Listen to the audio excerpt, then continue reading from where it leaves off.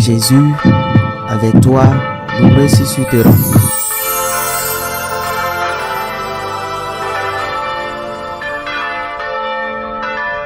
Le Seigneur soit avec vous. Et avec votre esprit. Évangile de Jésus-Christ selon Saint Jean.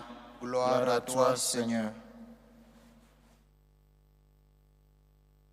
En ce temps-là, Jésus disait à ses disciples, « Mon commandement, le voici, aimez-vous les uns les autres, comme je vous ai aimés. Il n'y a pas de plus grand amour que de donner sa vie pour ceux qu'on aime. Vous êtes mes amis, si vous faites ce que je vous commande. Je ne vous appelle plus serviteur, car le serviteur ne sait pas ce que fait son maître. Je vous appelle mes amis, car tout ce que j'ai entendu de mon Père, je vous l'ai fait connaître. Ce n'est pas vous qui m'aviez choisi, c'est moi qui vous ai choisi et établi, afin que vous alliez, que vous portiez du fruit et que votre fruit demeure. Alors, tout ce que vous demanderez au Père en mon nom, il vous le donnera. Voici ce que je vous commande, c'est de vous aimer les uns les autres. » Acclamons la parole de Dieu. Louange à toi, Seigneur Jésus. Chers frères et sœurs, chers amis dans le Christ, aujourd'hui, comme chrétiens aussi catholiques, c'est une joie pour nous, parce qu'il y a de cela 1 an que le pape Léon XIV a été élu comme pape, comme vicaire du Christ, comme successeur de l'apôtre Saint-Pierre. Donc, c'est aussi un devoir, une obligation pour nous de prier pour lui, de prier pour sa mission, de prier afin que le Seigneur lui guide toujours, qu'il illumine par son Esprit Saint, afin qu'il sache toujours nous illuminer, nous aussi, afin qu'il sache être fidèle à lui, son maître, à lui, son ami, et qui nous enseigne comment tous nous pouvons aller vers le Christ. Chers frères et sœurs, il est de notre devoir, de notre obligation, de toujours prier pour nos pasteurs, et aujourd'hui en particulier pour le pape Léon XIV. Il a besoin de nos prières, il a besoin de ce soutien-là spirituel.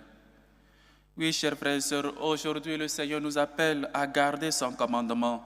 Et comme on le dit, on l'a toujours dit dans cette semaine où nous sommes en train de lire l'évangile de Saint Jean, où il nous parle toujours de garder les commandements de Dieu. Si nous demeurons en lui, nous allons donner beaucoup de fruits. Et comment demeurer dans le Christ? Si vous m'aimez, vous allez garder mon commandement, vous allez garder mes commandements. Et donc aujourd'hui, il est plus explicite quand il nous dit de quel commandement il s'agit.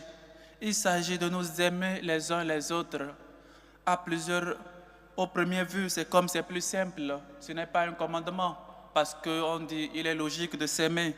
Mais ce n'est pas peut-être l'amour dont nous sommes capables d'aimer. Ou donc il faut demander à Dieu de nous apprendre à aimer comme lui, il aime. Il aime et donne sa vie pour ses amis. Il dit, je ne vous appelle plus mes serviteurs, sinon mes amis. Vous imaginez, ton Créateur, ton Dieu t'appelle ton ami, son ami. Tu es l'ami de Dieu, l'ami fidèle. Quelle grâce, quel don d'être l'ami de Dieu. Et nous avons déjà vu comment il a demandé à Simon-Pierre. Et aujourd'hui que nous sommes en train de célébrer l'anniversaire de Léon XIV, son premier anniversaire comme pape, ouais, il lui demande, Simon, fils de Jean, m'aimes-tu plus que ceci? Et il peut peut-être nous demander à chacun de nous, et en premier le pape Léon XIV, m'aimes-tu plus que ceci? Seigneur, tu le sais, tu sais bien que je t'aime. Prends soin de mes brebis. À chacun de nous, aujourd'hui, le Seigneur nous pose cette question.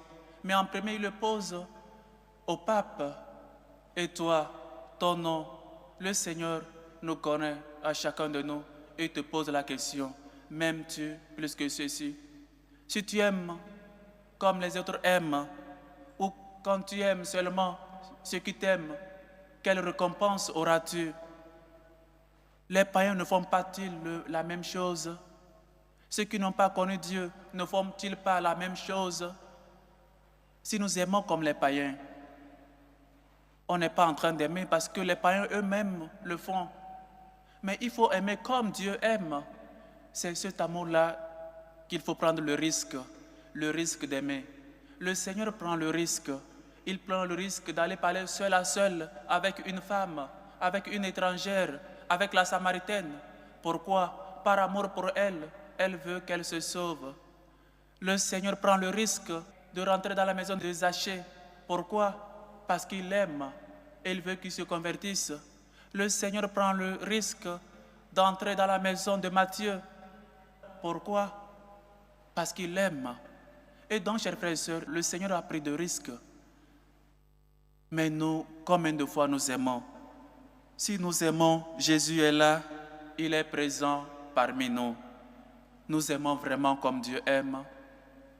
Nous sommes vraiment des gens qui aiment ou nous faisons semblant d'aimer.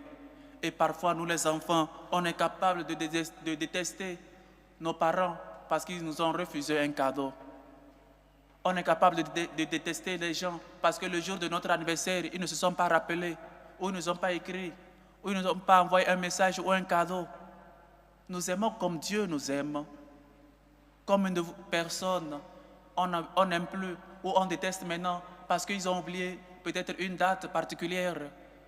Ou peut-être ils ont oublié, ils nous ont fait une chose, une petite chose, et c'est fini. On a rompu l'amitié, on a cessé de les aimer. Et donc notre amour est basé sur quoi? Ou encore notre amour est basé sur qui? Nous aimons Dieu, comme le dit le commandement. Tu aimeras Dieu en premier lieu, tu aimeras ton prochain comme toi-même. Ce n'est pas que mon amour est sélectif, je décide qui j'aime et qui non. On n'est pas en train d'aimer comme Dieu. Ce n'est pas vous qui m'aviez choisi, c'est moi qui vous ai choisi et établi, afin que vous alliez et que vous portiez du fruit. Ce n'est pas nous-mêmes qui nous sommes faits. C'est Dieu qui nous a créés, c'est lui qui nous a aimés en premier, c'est lui qui est mort pour nous et nous a établis afin que nous puissions donner du fruit.